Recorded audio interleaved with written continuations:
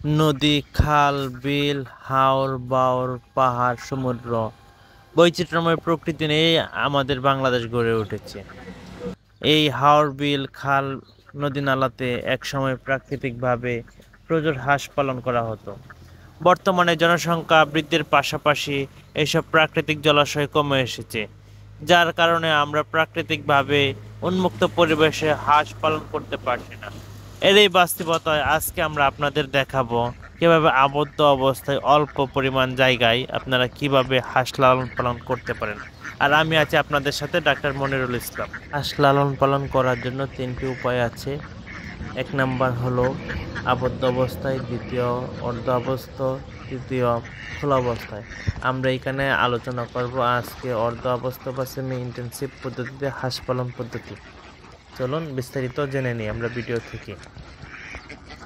অর্ধাবস্থায় আপনার প্রয়োজন একটি ঘর বা আবাসস্থল, অল্প কিছু জায়গা যেখানে হাঁস ঘুরে বেড়াবে এবং গোসল করার জন্য অল্প ছোট করে একটা পুকুর থাকবে। আপনার প্রথমে একটি হাঁসের ঘর তৈরি করতে হবে। হাঁসের ঘরটি হাঁসের সংখ্যার অনুপাতে নির্ধারণ করতে হবে।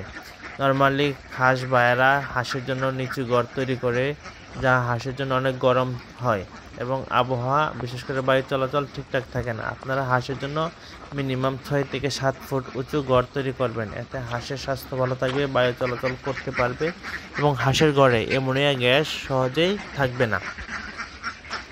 আর খোলা জায়গায় আপনারা পলিথিন দিয়ে গর্ত করে একটি পুকুরের মতো, কৃত্রিম পুকুরের মতো তৈরি করবেন।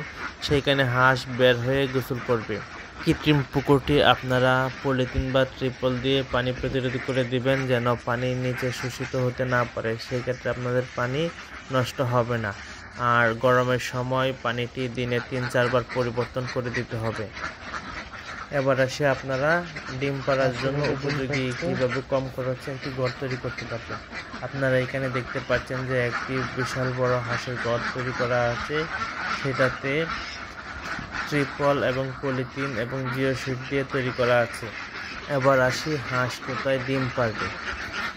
হাঁসের ডিম পাড়ার জন্য আপনারা খড়কুটাতে পাশে ডিম পাড়ার জন্য জায়গা তৈরি করে দেবেন, যেন হাঁস সকাল 9টার আগেই বা সকালে হাঁস ছাড়ার আগে সেখানে ডিমগুলো পেড়ে ফেলতে পারে। এতে ডিম নষ্ট হবে না এবং এক জায়গায় আপনারা হাঁসের ডিমগুলো পেয়ে যাবেন। এখানে দেখতে পাচ্ছেন খড় দিয়ে, ইট দিয়ে, সাইডে একটু বেড়া দিয়ে হাঁসের ডিম পাড়ার জন্য জায়গা তৈরি করে দেওয়া হয়েছে। আর এইখানে জাল দিয়ে বেড়া দিয়ে দেওয়া হয়েছে, যেন এইখানে হাঁস দিনের বেলা গিয়ে মারামারি করতে না পারে। এবার আসি খাদ্য ব্যবস্থাপনা। একটি পূর্ণাঙ্গ প্রাপ্তবয়স্ক হাঁস 140 থেকে 180 গ্রাম পর্যন্ত খাবার খেয়ে থাকে। আমরা থাম্ব রুল অনুসারে বলি যে 60 ভাগ খাবার প্রকৃতি থেকে সংগ্রহ করতে পারলে এবং 40 ভাগ বা 40 ভাগ খাবার যদি কৃত্রিমভাবে সরবরাহ করা হয়, সেই ক্ষেত্রে হাঁসের খামার অত্যন্ত লাভজনক অবস্থায়। এটা উন্মুক্ত জলাশয়ের ক্ষেত্রে বলা যায়, কিন্তু যেহেতু এটি সেমি ইন্টেন্সিভ বা অর্ধাবদ্ধ অবস্থায় লালন পালন করা হচ্ছে, এখানে প্রাকৃতিক খাবারের সম্ভাবনা বা সুযোগ সীমিত। সেই ক্ষেত্রে একটি হাঁসকে 150 গ্রাম পর্যন্ত রেডি ফিড দেওয়া হয়। যখন একটি হাঁস 150 গ্রাম রেডি ফিড খায়, সেই ক্ষেত্রে হাঁসের সম্পূর্ণ নিউট্রিশন বা ব্যালেন্স ডায়েট হয় এবং হাঁসগুলো সর্বোচ্চ পরিমাণ প্রোডাকশন দিয়ে থাকে। এতে খামারি লাভবান হয় এবং হাঁস থেকে সর্বোচ্চ ডিম প্রাপ্ত হয়। সুতরাং আপনারা যারা জায়গার অভাবে বা উন্মুক্ত জলাশয়ের অভাবে হাঁস লালন পালন করতে পারছেন না, আজকের ভিডিওটি শুধু তাদের জন্যই, যেখানে আপনারা সেমি ইন্টেন্সিভ উপায়ে হাঁস লালন পালন করবেন। হাঁস লালন পালন নিয়ে আরও বিস্তারিত জানতে আপনারা আমাদের সাথে যোগাযোগ করতে পারেন। আপনাদের সবসময় সর্বোচ্চ সহযোগিতা করার জন্য আমরা আপনাদের পাশে আছি।